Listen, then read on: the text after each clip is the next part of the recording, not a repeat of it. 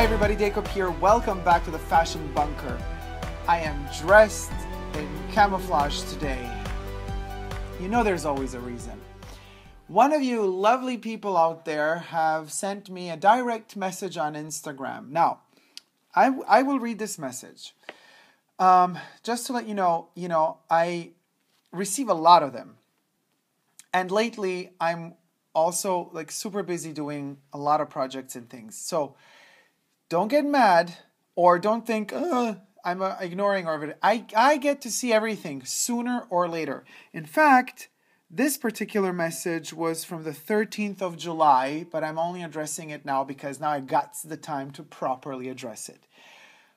Since it was a direct message, not a public message, I will not disclose the name of the person who sent me this message to protect their privacy. I will also leave out some details that might compromise the security of the identity of this person. But since I think that this topic in particular is very important for many people and of interest to many people out there, I'm going to address it, goddammit, because it needs to be addressed. So it took me a while, but we are there, a couple of weeks after the message has been sent. I hope you will recognize yourself in your own words. Here we go. Dear Dacob, I am afraid. I am afraid for my future, for my life. While not necessarily fearing for my life in the sense of a state of being, but more so of where I'll be as a being.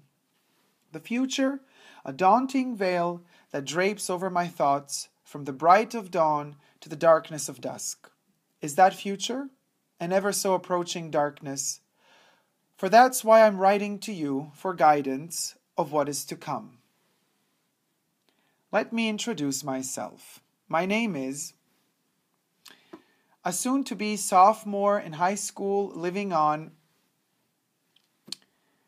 I finished my freshman year with a 4.0 GPA and with a discovered love for myself, an acceptance I've always longed for.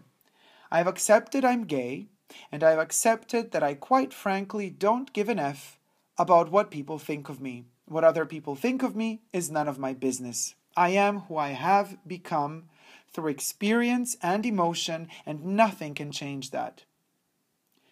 But who I am today is different from who I'll be tomorrow. I have little guidance for the future, hardly knowing who I'd like to be and where I would want to be in life. After high school, I don't know what college I would like to go to. I don't know what my dream career would be. I simply don't. And I fear for myself, for who I'll be. I love who I am now, but will I love myself tomorrow? While I only have a loose idea of this tomorrow, I realize that I'm possibly interested in a career in fashion or creative design. But at the same time, I question, is this what I really want? With where the fashion world is taking us today, while I would like to be represented in it, I'm not sure if I would want to be subject to it, if that makes any sense. I have a love for fashion and style, but I'm not sure if that's what I should pursue in a career. If so, do you have any guidance you could provide? If I shouldn't, why not? I'm simply lost and I am afraid for my own future. I thank you for your amazing videos, Dacob, as you have been an overwhelming inspiration to me both style-wise and philosophically. You should consider writing a book. Your thoughts and opinions brighten my days, and who you are as a person makes me strive to be more in life. In essence, you are a role model for myself and for others. I apologize for this long letter that I'm sure makes no sense in parts, but it's 1 a.m. I'm tired, but despite that, I wish you the best. Sincerely. Thank you so much for this comment, message, direct message, letter, poem, in many ways. Well, let's get straight to it. Let's analyze it as if it were an episode of Twin Peaks. It's complex, it's complicated, it's beautiful, it's attractive and yet scary. Because we have a young human being here, a young person, that is going through all of the phases of growth and is waking up to the reality of sorts where, our society is telling you, well, you got to get a job, you got to get a career, you got to get a life, people have to accept you, you have to be successful, you have to earn money, you have to pay taxes, you have to get a car, you have to get a driver's license. If you don't have it already, you probably do, I don't know. Rules. Follow everything that will lock you in to contracts, into places, into spaces, into deals, into spending more money, credit cards. You're going to go into debt. How are you going to pay that off? You're going to get another credit card to cover for the credit card that you already have. Put all of that aside. Put the career aside. Put those choices aside. And let's focus on you for a second. Here I am, a grown-ass man, myself, and I have the same questions you have. And I'm done with university. I've done my master's degree. I've done it all. And I worked my ass off, and I still do, and I still have no freaking clue where I'm going, where I'm going to be tomorrow. But one thing I do not question, and this is something that from your message, I'm telling you, don't you ever question that. You're questioning, will you like who you will be tomorrow? Will you like who you are tomorrow? Who you will eventually become tomorrow? Don't you ever doubt yourself. There is no tomorrow. There's only now. The fear of tomorrow is insipid, insidious. It has been infiltrated into our systems by society, by capitalism, in order for us to strive to do the best we can, money-wise and job-wise, career-wise, socially, speaking, to be socially acceptable in order to kind of guarantee that future. But what we fail to realize is that future that we're kind of led to thinking that we're going to provide for ourselves is in reality a future that the society we live in wants to provide for itself, that wants us to provide for itself. If you ain't got a job, you ain't paying taxes, and government don't get taxes paid, government can't live. So it's the future of the government that is at stake here, not yours. Before money was even invented, our great, I would have to say great 50,000 times, ancestors lived. Look at us. We're the result. Where did we come from? We came from them. We came from a past where there was no money. We came from a time, and I've said this before, we came from a time where families, tribes would gather together around a campfire, and the elderly, who were respected, unlike today, where old people are thrown away like they're a piece of shit. It's disgusting how vulgarly parasitic we have become as a society. Back in the day, our great, alas, too far away great ancestors sat around that fire, and the elderly would sing and chant and tell the stories of their ancestors, and would pass on the knowledge, the history, yes, also the pride, the heritage, a sense of belonging. They would pass on that sense of belonging on to the next generation, on to the youth. Seated around that fire, surrounded by warmth of family. And the elderly would, through song mostly, deliver that past to the future generations. That's the only past and future I accept, really. I don't care for society's money greed, politicians' idiocies and their temptation, and they're trying to be at the top of the fucking world and everybody needs to vote for them. And they would lie to you to get your vote so that one day they could imprison you and lock you into that, contract, just like a credit card institute would do, or car leasing, whatever, anything. Today, our society has isolated the elderly. They do not want to give them a voice. Heaven forbid they were to transfer values that are vitally important to the future generations. We have to shut those people up. The elderly should not talk to us. So I say, listen, I hope your grandparents are still alive. Talk to them. Let them transfer to you love, affection, stories of times that have passed. Because that's where your future lies. It's right there. It's in being prepared for it. You're not going to be prepared for the... Listen, can we talk... Very Joan River, can we talk... I've been to many schools in many different countries. I was raised in many different countries. Another piece of the puzzle. Not one of these schools prepared me for my future. All those years spent in high schools, colleges, master degrees, what have you, university, don't add up to one single day of intense experience and preparation for the future spent with my grandparents. Think of that. Math, algebra, numbers. I learned, then economy, Latin. I remember Latin lessons. I remember I never learned Latin, like its grammar and all that bullshit connected to it. I love the literature. I love to read, all of those incredible stories from the past, translated into other languages, obviously. But I didn't want to go through that, needing to translate from Latin to another language.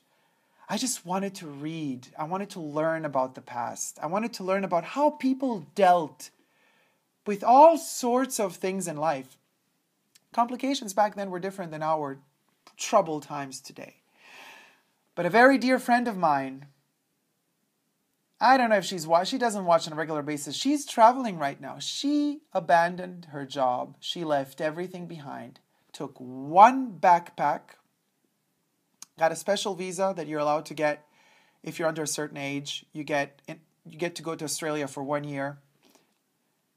She left for Australia without knowing where she's going, with one backpack, no money, and a visa that allows her to work for a year. But, and then when she arrived, she started, finding ways. Now it's been, almost a year. It's been around 10 months now. The most incredible stories, experiences, photos. I follow her adventures on Facebook. And I'm in awe every single day when I see she's more alive than me. I'm stuck in a frickin' society where I depend on money. I depend on that notion of future related to that money. That's disgusting. That's not human. I should not be worrying about that. That should not be what our lives should be all about. That's not the essence. That's not the core. That's just a surface that has been created by this consumer-oriented capitalistic society. But that's not what's really important. At the end of the day, you already have, in this message here that you sent me, you already have all the keys that you need to be happy.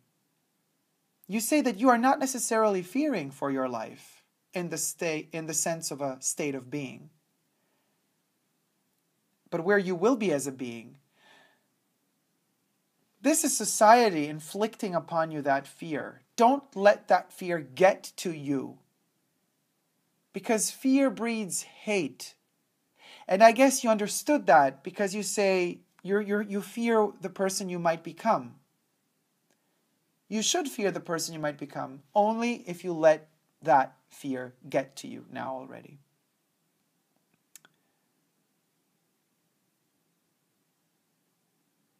You're writing for guidance. I've said this before, and this might sound super pretentious now, but I mean, for who follows me, loves me, and I love you guys. So if you don't want to listen, you're free to go. But as pretentious as this may sound right now, I'm telling you, this is our campfire. I'm not the elderly person singing you songs of your glorious past and our family's traditions. We're all in this together. Just as I'm talking to you right now, I receive the same fire and flame from you down there in the comment section. You write the most incredible and long and majestic comments, better than I've seen on any other YouTube channel, because you put in thought, effort, emotions, love. And that's what gets us through the day. Not for nothing do I end every video by saying, never give up on love. It's a freaking mantra. I repeat it constantly. It doesn't just come like that to me. I have to exercise in it. I wake up, you know what I mean? I could be a grumpy bitch just like anybody else, but I decide actively not to. I work on being positive and staying positive. I strive towards that. That's my goal. That's my mantra. I repeat, I never give up on love. Not because I already know how to never give up on love, but because I wish to never give up on love. And only by repeating it constantly to myself, consciously and actively, will I maybe have a hope in actually really succeeding in it.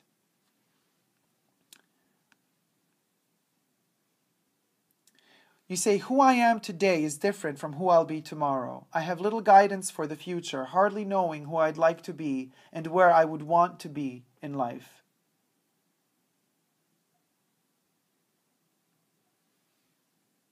Who you'd like to be does not exist. What exists is who you are now. And you say that you love who you are now. Work on that. Build on top of that. Don't let the world get to you in terms of making you feel like you have to change that being that you love being. That's your fundament. That's your basis. You begin from that person that you love and you build on top of that love. You're asking me for tips on, fashion and listen, fashion and design, and it's a messed up world, and they're going to suck you dry, and you're going to do internship after internship after internship, and they're not going to pay you a penny for it. And it's modern day legalized slavery. And you might have to do it for decades. Your break will come one day when you get an opportunity, when somebody leaves for this or that reason. But again, it's always at the price of and expenses of somebody else, the cost of somebody else. When the slot opens and you've been there long enough and somebody left, you might slither in and get that position. And then you start growing and the money starts. But it takes time. If that's what you want. If money is that important to you. If money translates into this vital necessity. To me, it doesn't. Happiness is way more important. And happiness is not money. It ain't. What we have to learn, if you want to do design and fashion, start doing it on your own. Start doing it right now. You don't even need you might need a school for some technical aspects of how to create a piece. But it depends. Are you going to go into marketing of fashion? Or are you going to be a designer yourself? Are you just going to draw things, or are you going to actually have living mannequins or something to build on them sculpturally, the dresses? Or are you going to be very conceptual, build a dress and then put it on the body to make it kind of not matched up? There's so many different ways you could go about this. But you can start already now, and you could start producing now, photographing it, Instagram, whatever. You show photos, people start reacting to it, and they start asking you, "Oh, this is interesting. Where could I get this?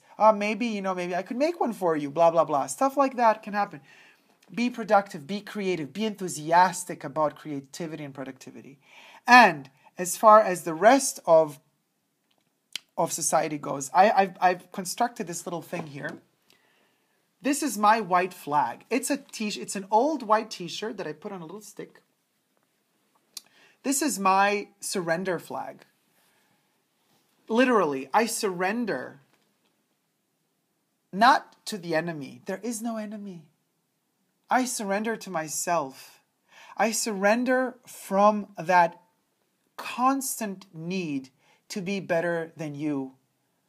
From that constant need to have more than you. From that constant need to prove myself worthier than you. I surrender to that,